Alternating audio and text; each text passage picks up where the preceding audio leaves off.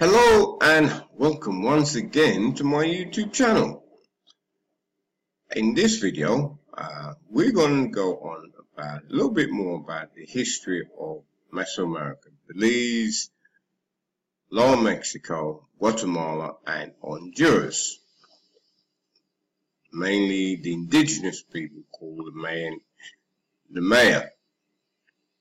Now, the Mayan had certain things that we are beginning to learn about the Mayan, right?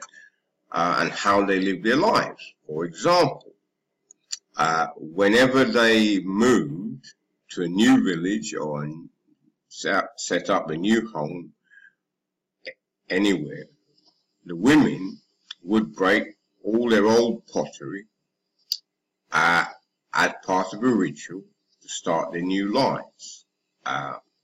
Another thing that they did is that as they traveled from village to village or city to city, whether in business or for whatever reason, travelers would seek out those people in those village or city with the same surname, thinking that there's a remote family linkage, and those people would actually give them food and shelter for the night or for however long that they were in that city. So that is another part of Mayan culture that is passed down to us. In the last video, we spoke around 850 BC, basically of a story which hasn't changed in history or in time.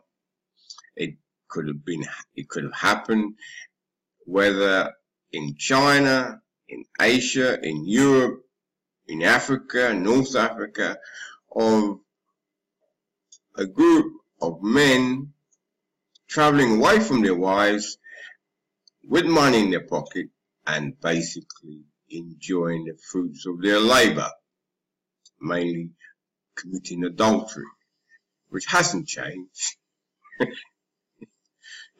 It's still happening today. But to me, that is fascinating because it just shows you, although there was no real linkage between the European, Asians, and Africans to the people of the Americas, the same thing, same human behavior was happening. Anyway, we're going to move on to the following story. Now, in this video, we're picking up our story from last time, which was of 850 BC. This is 200 years later, 650 BC. Story of Tutal Xiu. Tutal Xiu was very excited. They've been paddling for the whole day since leaving Rocky Point, Chatumel Bay near Cartagena today, along the shore of the main island, since leaving in the middle of the night last night. Before the sun set, he would see for himself the favorable transshipment port of Kia, Ambergris Key, South Point, on the shallow shore of the island. When he got through the passage between the land head, his cousin had told him he should be able to see the ocean waves breaking white on the reef, and there would be about 20 houses. This was the first real new stop for him. On the voyage, they planned all the way south for weeks, to the lands of the high mountains across the open sea. Tutal was excited. He had just turned 15, and this had been his present from his uncle. When the invitation came, his mother had not wanted him to leave, but his father had said it was okay. It amazed him to think for 20 or more generations his family had been making this trip. Now it was his turn to see the outside world. He had marveled at all the hundreds of birds living on that small key behind the main island, and wondered why they had chosen just a small key when there was so much country to put their nest in. His uncle had told him that the paddling and waves would get rougher once they had cleared Kia and the islands beyond that. They would follow the reef south for most of the way, camping at different spots and meeting new people who fished on the islands and lived further south in towns he had heard of but never ever dreamed of seeing.